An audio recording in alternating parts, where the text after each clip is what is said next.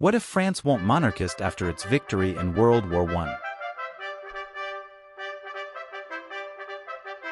First, some context. The First World War, a war famous with its bloodiness, began in August 1914. It was directly triggered by the assassination of the Austrian Archduke, Franz Ferdinand, and his wife, on June 28, 1914 by Bosnian revolutionary, Gavrilo Princip. The Austrians would send a list of demands to the Serbs would refuse these demands, soon the world went aflame, which soon became the horror of World War I. The war would be long and bloody, it would cripple and collapse four empires, those being the Russian Empire, the German Empire, Austrian Empire, and the Ottoman Empire, which eventually lead to the World War II. To make France go monarchist, we would have to change its internal politics. We would have the government during the war do horrible decisions which would eventually lead to a coup where Philippe Pétain would take power, destabilizing France, but the army seems happy and is more motivated, as Pétain would give long and lengthy speeches to them and promising to not do any offensive for the rest of 1916. At the end of the war, Pétain would continue to lead France. In 1921, Pétain would be forced to leave his position of power. The old government would return but would prove highly unpopular. This would start a revolution in France, eventually ending in Action Française under Charles Maurras after Pétain gave his full support to them. Action Française was a movement started by Maurice Pujoy and Henri Vaugeois in 1899 on behalf of Dreyfus. Was a monarchist, anti-parliamentarist, Catholic, pro-decentralization, and Orleanist, quickly joined by Charles Maurras, who would soon be the leader of Action Française. France would see a great economic growth, boosting the popularity of the party. This would prove great for France and would increase the party's popularity. In 1926, France would try to restore the monarchy, gaining permission from the Pope, and would lift the law of exile. Maurras would restore the French monarchy under the Orleanist branch. Stability in France would plummet, as violence in the street would be high-end.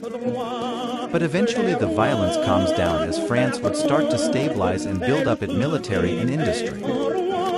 France would be constitutional monarchy, as Maurras would be prime minister and King Philippe of Orleans.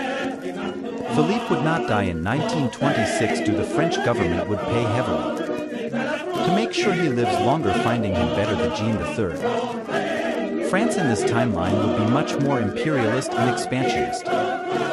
In 1935, Germany would announce rearmament of the German nation. France would be massively angered by this announcement and would demand that Germany demilitarize, and for the German nation to follow the Versailles Treaty. This would start a crisis between Germany and France, Britain, who wouldn't be too happy about a massive war between these two superpowers. France won't be like our timeline, as at 1935 Aurelianist France would be more stable than 1935 Republican France of our timeline. They would have a larger and stronger army with higher war support and more confident in its ability to defeat Germany. Germany, believing that France was bluffing, would not demilitarize. France would declare mobilization as France begins preparations for war. French, German, and British diplomats would start negotiations to try to de-escalate this situation. After a long time, negotiations would break down and war between Germany and France would begin. Britain would at the beginning of the war declare neutrality. The war would be long and bloody, with around 100,000 casualties, as Germany would refuse to surrender, fighting till last man. In 1936, 20 of January, King Edward VIII would ascend the British throne. Britain would demand an end to the war. France at this point would have pushed deep into Germany. Both Germany and France would have been devastated by the war. Both their war support and stability would have plummeted. French demands on Germany would be as follows: demilitarization of Germany. The Saarland given to France, and the Rhine would remain demilitarized. As compensation, Germany's debt would be reduced by a quarter of its beginning debts. After a long time of negotiations between the three powers, at the end of negotiations, Germany would accept these French terms. France would annex the Saarland, and Germany would be forced to demilitarize the Rhine and demilitarize its army. Post-war France would be devastated. It would be in bad state but won't have a revolution or civil war. After a while, France would recover.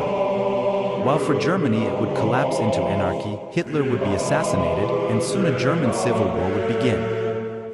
The civil war would be between monarchists, communists, nationalists, and the SS. France would intervene and create a mandate on the Rhine, creating the Kingdom of the Rhine. At the end of the German Civil War, the monarchists would win.